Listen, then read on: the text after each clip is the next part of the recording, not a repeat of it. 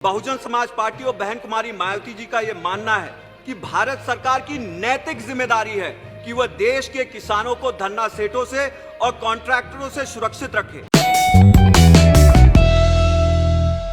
श्री रितेश पांडे।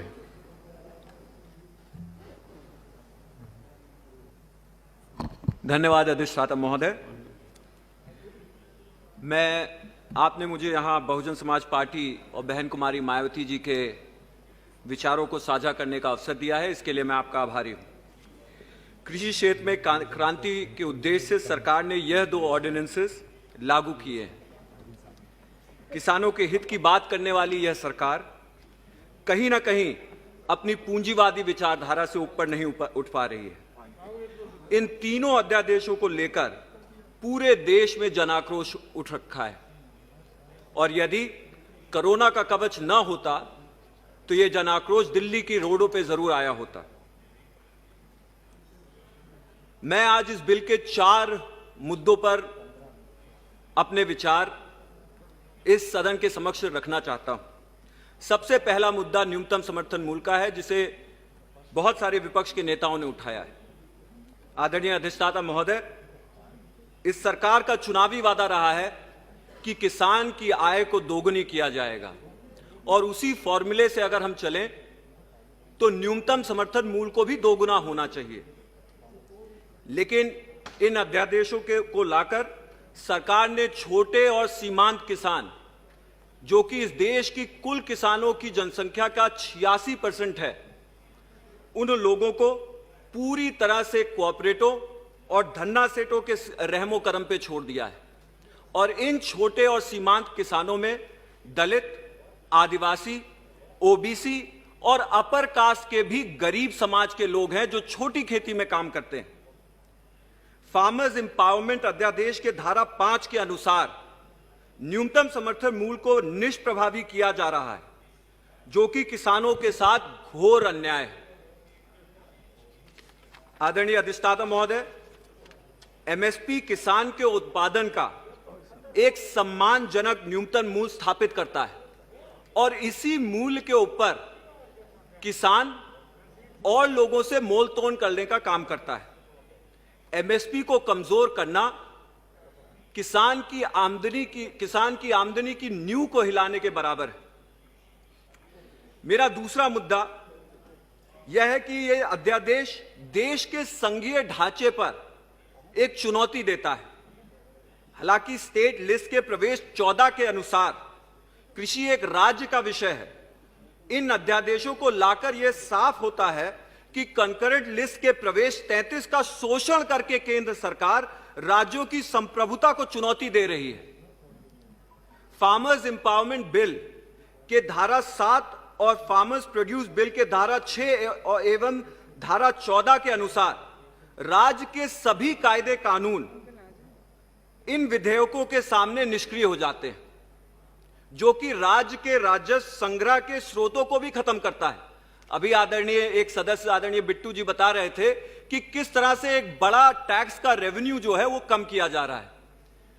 दूसरा, माननीय अध्यक्ष जी, इससे यह लगता है कि अब राज्य सरकारें भी अपने किसानों को धन्ना सेठों के सामने कोई सुरक्षा नहीं दे पाएंगी। मेरा तीसरा बिंदु है कृषि क्षेत्र में विदेशी हस्तक्षेप। 2016 में किसान मित्रों से एक वादा किया गया था कि 2022 में उनकी आय दोगुनी की जाएगी।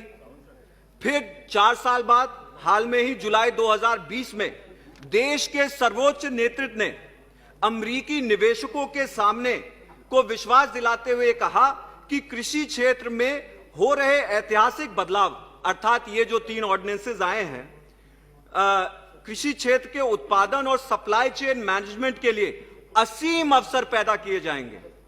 यहां यह प्रश्न उठता है मान्यवर, आखिर सरकार किसके साथ खड़े दिखना चाहती है? विदेशी उपनिवेशकों के साथ, धन्ना सेठों के साथ, अडानी अंबानी के साथ, या उन किसान मित्रों के साथ जिनकी आय दोगुनी करने का वादा किया गया था? मैं इन मुद्दे पर माननीय कृषि मंत्री से इस पर जरूर स्पष्टीकरण चाहूंगा। यहां यह भी स्पष्ट करना है कि सन 1995 में स्थापित वर्ल्ड ट्रेड ऑर्गेनाइजेशन, जो कि पश्चिमी हितों के लिए, खासकर अमेरिकी हितों के लिए कार्यरत रहती है, निरंतर 25 सालों से भारत पर अपनी किसान समर्थित नीतियों को त्याग करने का दबाव बना रहा है, ताकि पश्चिमी उपनिवेश भारत में आ सके और यहां के गरीब किसानों का फायदा उठा सके। आज ऐसा लगता है कि 25 साल बाद WTO के दबाव के सामने सरकार नतमस्तक हो गई है। सरकार को अपने ही आंकड़ों के अनुसार कॉन्ट्रैक्ट फार्मिंग केवल और केवल नगदी फसलों को प्रोत्साहन देती है, यानी कि कॉन्ट्रैक्ट फार्मिंग कैश क्रॉप को ही प्रोत्साहन देती है। जैसा कि पंजाब में मालटिंग बाले के बारे में है, गुजरात और मध्य प्रदेश में 2 minutes sir, I finish. Gujarat और मध्य प्रदेश में और कॉटन है, और उत्तर प्रदेश में यूक्लिप्टस। Please conclude. या just give me 1 minute sir. नगदी फसलों को कॉन्ट्रैक्ट फार्मिंग द्वारा प्रोत्साहन मिलने से देश की सॉइल क्वालिटी और बायोडायवर्सिटी पर भी खासा असर पड़ेगा। जैसा कि मेरे क्षेत्र, और इस पर ध्यान दिया जाए आदरणीय अधिष्ठाता महोदय, मेरे क्षेत्र अंबेडकर नगर में यूक्लिप्टस की खेती में पाया गया है। यह पेड़ एक तो मिट्टी की उर्वरकता को नष्ट करता है, और एक तरफ पेड़ प्रतिदिन 10 लीटर से अधिक पानी पीता है। तो आप सोचिए माननीय अधिष्ठाता महोदय कि 100 पेड़, I am just finishing sir, may be a minute more, just a minute more. Yeah, I've given you more. Sir, give me a minute more. Just please conclude. Enough, please conclude. So, eucalyptus की खेती इतना ज्यादा पानी P जाता है कि 100 पेड़ 1 ton से ज्यादा पानी पीते हैं।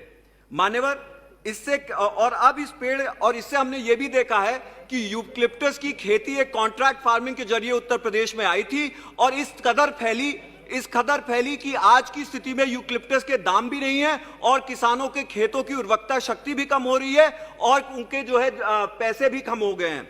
मैं आखिरी में माननीय अध्यक्ष जी, माननीय अधिष्ठाता महोदय, अंत में मैं यही कहना चाहूंगा, बहुजन समाज पार्टी और बहन कुमारी मायावती जी का यह मानना है कि भारत सरकार की नैतिक जिम्मेदारी है कि वह देश के किसानों को धन्ना सेठों से और कॉन्ट्रैक्टरों से सुरक्षित रखे।